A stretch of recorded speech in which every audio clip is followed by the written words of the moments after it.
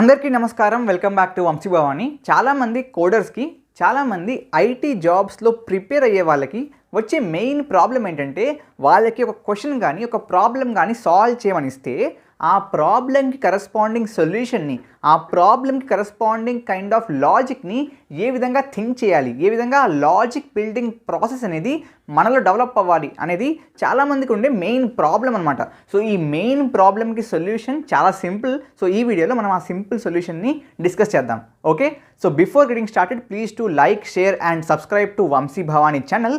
దాంతోపాటు మీరు జాబ్స్ కోసం అప్లై చేస్తున్నారు అండ్ అప్లై చేస్తున్నప్పుడు ఆబ్వియస్లీ అందరికీ రెజ్యూమ్స్ కావాల్సి ఉంటుంది. సో ఆ రెజ్యూమ్స్ ఫర్ ఎగ్జాంపుల్ మీరు చాలా సింపుల్గా ఒక 5 to 10 minutes లోపల బిల్డ్ చేద్దాం అనుకుంటే డెఫినెట్లీ నెక్స్ట్ లెవెల్ వాళ్ళ ఏదైతే ఏఐ రెజ్యూమ్ బిల్డర్ ఉందో దాన్ని యూజ్ చేసుకోండి.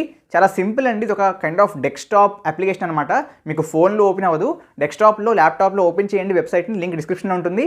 దాంట్లోకి వెళ్ళి సింపుల్గా you can just start building your AI based resume. దాంట్లో బేసిక్గా మెయిన్ కైండ్ ఆఫ్ అడ్వాంటేజ్ ఏంటంటే మీరు ఎక్కువ టైం స్పెండ్ చేయక్కర్లేదు. బికాజ్ మీరు సింపుల్ ప్రాంప్ట్స్, సింపుల్ ఇన్పుట్స్ ఇస్తే దానికి అనుగుణంగా ఏఐని యూజ్ చేసి మీకు detailed and keyword based kind of ఏవైతే డిస్క్రిప్షన్స్ ఉంటాయో ఆటోమేటిక్గా జనరేట్ అయిపోతాయి. ఈ కీవర్డ్ బేస్డ్ డిస్క్రిప్షన్స్ ఎందుకు ఇంపార్టెంట్ అంటే చాలా సింపుల్. బికాస్ ఈ మధ్య కాలంలో చాలామంది రెజ్యూమ్స్ని చేత్తో ఆర్ బేసిక్గా మాన్యువల్గా వెరిఫై చేయట్లేదు. There are something called automated kind of machines, automated tools అనమాట, బాట్స్ అనమాట.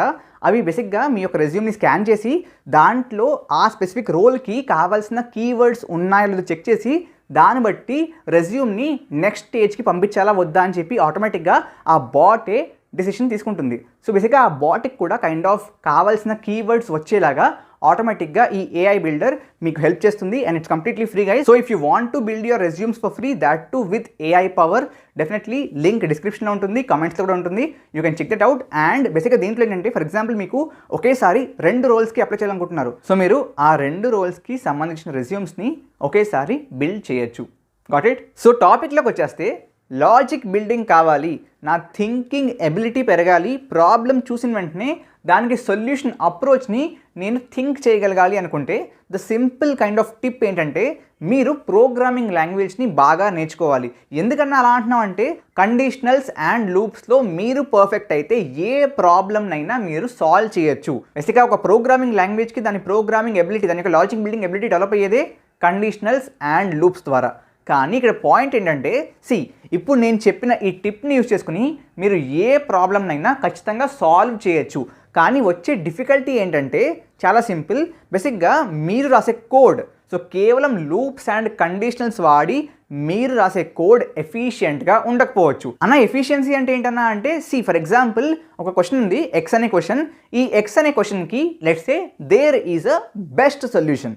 సో ఈ బెస్ట్ సొల్యూషన్తో కంపేర్ చేసినప్పుడు మీ యొక్క సొల్యూషన్ ఏ విధంగా పనిచేస్తుంది అని చెప్పడమే ఎఫిషియన్సీ క్యాలిక్యులేషన్. ఫర్ ఎగ్జాంపుల్ దీనికి, ఈ బెస్ట్ సొల్యూషన్కి ఫర్ ఎగ్జాంపుల్ రన్ అవ్వడానికి 1 second టైం పడుతుంది. మీ సొల్యూషన్ రన్ అవుతుంది, ఆన్సర్ వస్తుంది, బట్ ఎంతసేపు పడుతుంది? ఫర్ ఎగ్జాంపుల్ మీ సొల్యూషన్కి 2 seconds పట్టింది. కాబట్టి బేసిక్గా మీ సొల్యూషన్ ఈ సొల్యూషన్ కంటే డబుల్ టైం తీసుకుంటుంది. కాబట్టి మీ సొల్యూషన్ ఎఫిషియెంట్ కాదు.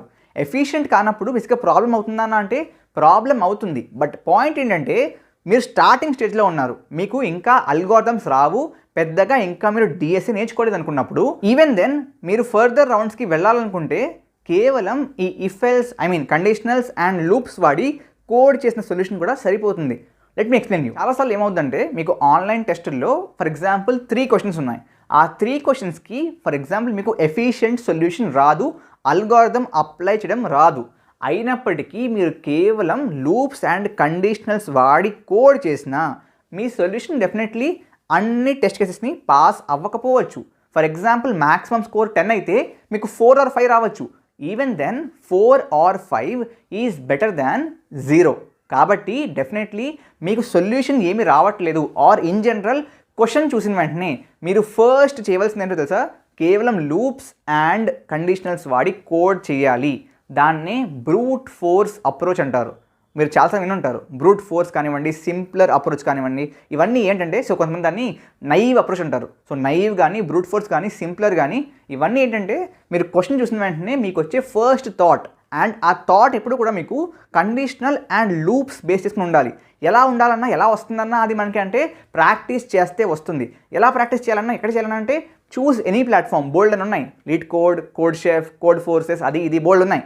చూస్ ఎనీ ప్లాట్ఫామ్ అండ్ వాటిల్లో క్వశ్చన్స్ని బాగా ప్రాక్టీస్ చేయండి. ఓకే, ప్రస్తుతానికి మీరు అబ్జర్వ్ చేస్తే మన ఛానల్లో ప్లేస్మెంట్ ప్రిపరేషన్ ఛాలెంజ్ అని చెప్పి ఒక ఛాలెంజ్ రన్ అవుతుంది. సో దాంట్లో భాగంగా మిమ్మల్ని ప్లేస్మెంట్స్లో అడిగే క్వశ్చన్స్ని సాల్వ్ చేసి వాటికి both brute force approach and efficient అప్రోచ్ని నేర్పిస్తున్నాను. That is your second step.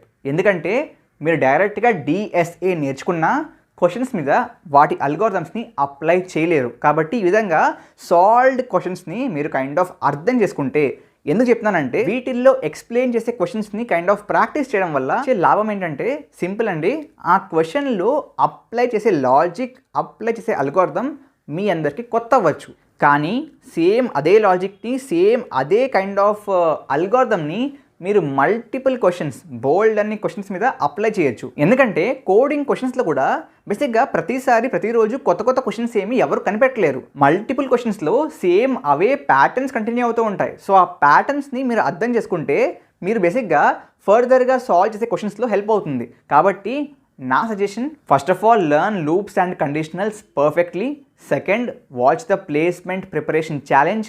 Third, practice questions on LeetCode, Codeforces, CodeChef, HackerRank, HackerEarth, ఈ విధంగా బోల్డ్ ఉన్నాయి. Okay, you can choose any one of them and start practising.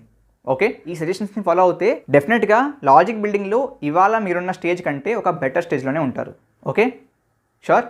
So with that note, thank you very much. జై హింద్, జై భారత్.